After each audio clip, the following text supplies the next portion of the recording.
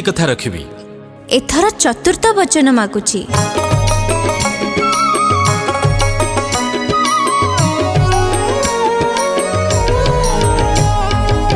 चतुर्थरे वचन दियोटी मते रखिबो